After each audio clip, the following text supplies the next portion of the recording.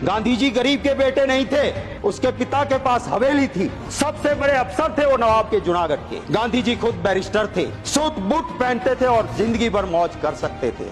उसने कभी नहीं कहा मैं गरीब का बेटा हूं, पर जब देखा कि मेरे देश की आजादी की जरूरत है तो सूट बूट छोड़ के धोती पहन के आ गए और आधी धोती पहन के इस देश को आजादी दिलाई।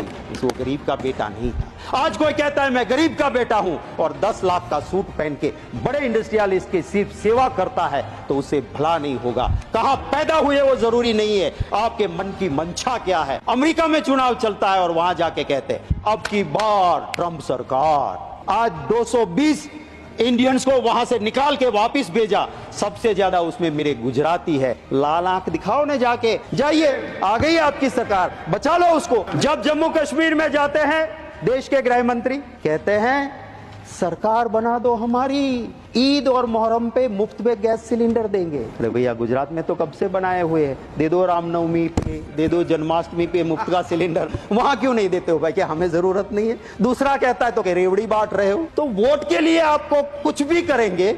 जम्मू कश्मीर में पहले कहा बाप बेटी ने बहुत लूटा, फिर बाप के साथ भी सरकार बनाई, बेटी के साथ भी बनाई। रावण था, ऋषि का रूप लेके सीता मैया का हरण करने गया था। उसी तरह सत्ता के हरण के लिए अगर कोई संत का ऋषि का रूप लेता है, मुझे दर्द होता है। वो मेरे मजहब को बदनाम करता है, मेरे धर्म को बदनाम करता है। ऐसे को साधु संत कहलाने का कोई अधिकार नहीं। वो हिंदी फिल्म का एक डायलॉग है ना, रंगा खुश हुआ, हमें गाली देने पे उसको सुनाया जाता है।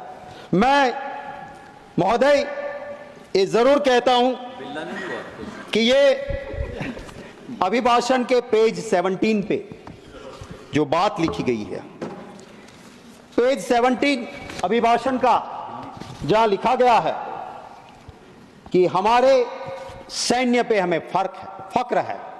मैं कहता हूं इस हाउस ने, इस देश में बैठे हर नागरिक को हमारी सेना पे फक्र है। अगर हम चैन की नींद सो सकते हैं तो हमारे वो जाबाज जवान दिन रात सरहद पे है, तब हम चैन की नींद सोते हैं। बड़ा दुख होता है समय जो कमेटी का रिपोर्ट सबमिट हुआ था 19 फरवरी 2022 का, वो रिपोर्ट है और इस रिपोर्ट में लिखा गया है कि मेरे सैन्य के उस जांबाज जवानों को लाइफ सेविंग सामान या जरूरी सामान उस स्टोर में वो पड़ा मिला जिसकी एक्सपायरी डेट हो गई थी। और एक्सपायरी डेट हुआ सामान अगर मेरे उस जांबाज जवानों को देती है सरकार, और ये रिपोर्ट कमेटी की है जहां बीजेपी कांग्रेस के सभी साथी बैठ के इसका विश्लेषण करते हैं, यूनानिमस रिपोर्ट आती है, और जब वो उस रिपोर्ट में लिखा है तो उसका संज्ञान लेके सरकार को, सिर्फ लफ्जों की सजावट तो बहुत आसान है, दिल से भावना होनी चाहिए उनके लिए काम करने के लिए।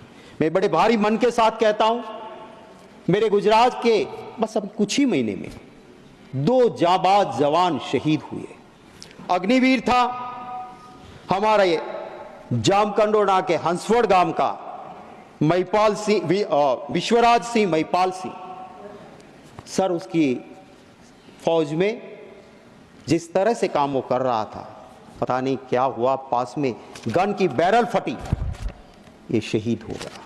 दूसरा मेरा जाबाज भाई गुजरात का रोहित डांगर, भावनगर के नेसड़ा गांव का रहने वाला, पैरामिलिट्री फोर्स में, जिस तरह से उसकी मृत्यु हुई।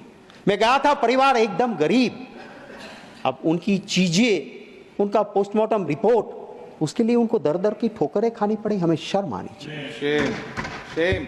उनको जो हक मिलना चाहिए, क्यों हम विरोध करते हैं अग्निवीर का? क्योंकि जो शहीद हुआ उसे ना शहीदी का दर्जा मिलेगा, ना वो परिवार कहा जाएगा कि बेटा शहीद हुआ, क्योंकि वो अग्निवीर था। ये शर्म की बात है। एक सिपाही का काम, हमारी रक्षा का काम करने वाले को हम ठीक से नहीं रख पाए। सर मैं हिंदू हूं, मैं मेरे कुल देवता की पूजा करता हूं, मेरी देवी मां की आराधना करता हूं, मोक्ष की प्राप्ति के लिए करता हूं। मैं मतों की राजनीति के लिए मेरे देवी देवता का उपयोग नहीं करता।